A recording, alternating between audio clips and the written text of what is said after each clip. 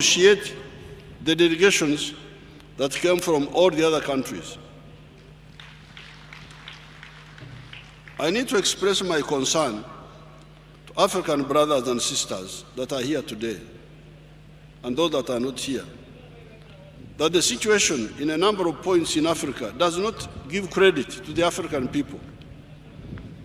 The security situations in Libya, Mali, Niger, some parts of Nigeria, Chad, Central African Republic, some parts of Cameroon, Eastern Congo, Somalia, recently northern Mozambique, etc., must be addressed and can be addressed.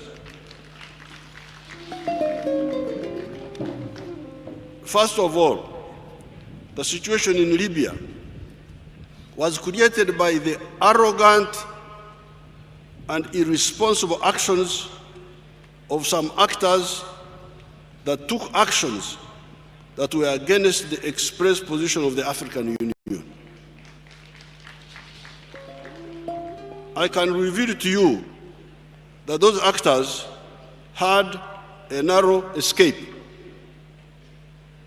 When some actors started attacking Libya against the decision of the African Union, I contacted His Excellency Jacob Zuma of South Africa and proposed that African armies that so decided to intervene in Libya and confront and teach a lesson to those aggressors.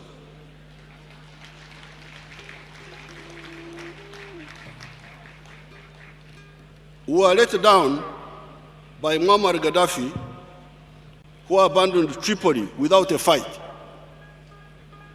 Although at that time I did not have direct link with Muammar Gaddafi, I advised his envoy, who came to see me here, to turn Tripoli into a Stalingrad. With H.E. Jacob Zuma, we had to work out a solution for the aircrafts and cruise missiles that some people use to attack defenseless people from far away, so that if the aggressors so wished, could come on the ground and we fight man to man.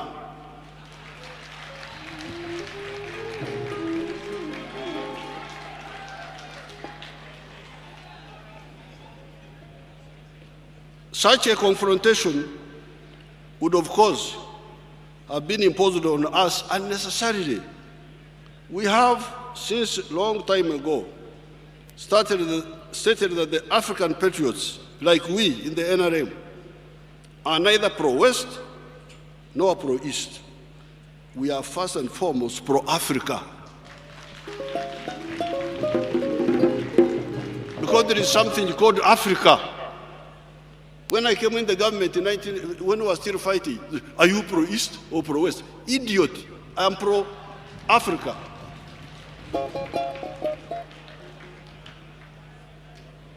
I cannot be here to be pro-others, but not pro myself.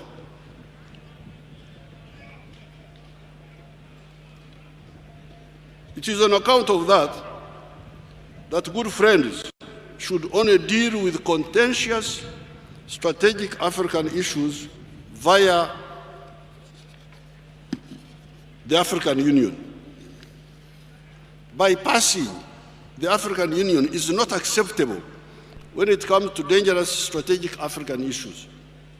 We have no interest in fighting anybody except poverty and underdevelopment in Africa, starting with Uganda. However, some actors are always in search of enemies. They are looking for enemies. You are not an enemy, they declare you an enemy. Okay, if you want to be an enemy, we can sort out issues. Our role there is to advise those who are advisable, but also do our patriotic duty if unavoidable. Unfortunately, the Libyans collapsed quickly. On account of that, much of Northwest Africa has been with security problems that were not there before. Libya, Chad, Mali, Niger, parts of Nigeria, Central African Republic, and Cameroon. Who is responsible for this hemorrhage? I hear people talking about accountability. Who is accountable for this suffering? Who caused all this? Of course, Muammar Gaddafi had his own problems. I had the task of fighting him twice, 1972 and 1979, as he intervened in Uganda on the side of Idi Amin because Idi Amin was a Muslim. However, foreign armies attacking an African country against the express objection of the African Union is not a solution. The huge concomitant suffering of the Africans in Libya and the surrounding countries has proven that if any proof was needed. Africa can defend itself against any and all aggressors if we coordinate. In 1963, our leaders met in Addis Ababa. Only 36 of them that time, and declared that the rest of Africa must be freed peacefully or Africa would use force. This was in 1963.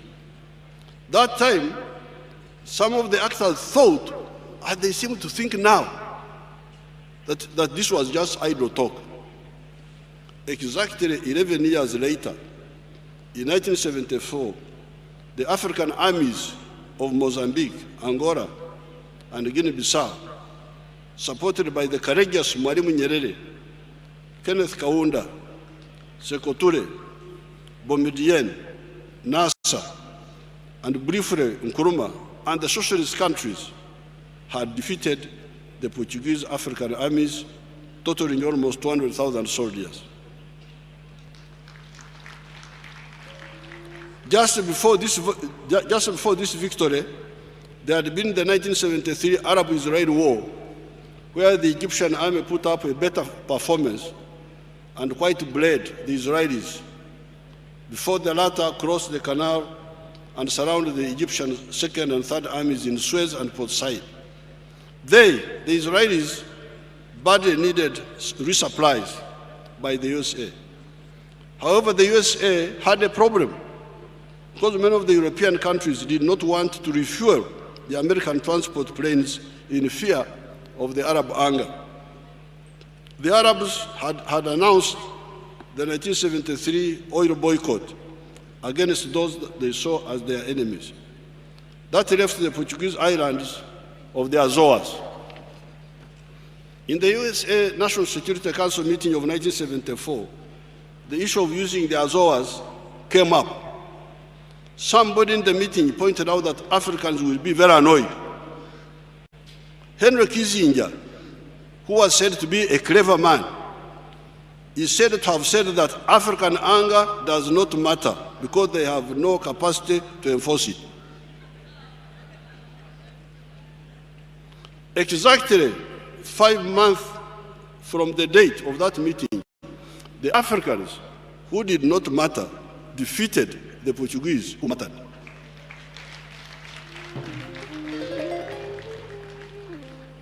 I'm told Kissinger is still alive. It would be good for his record if he cleared this allegation.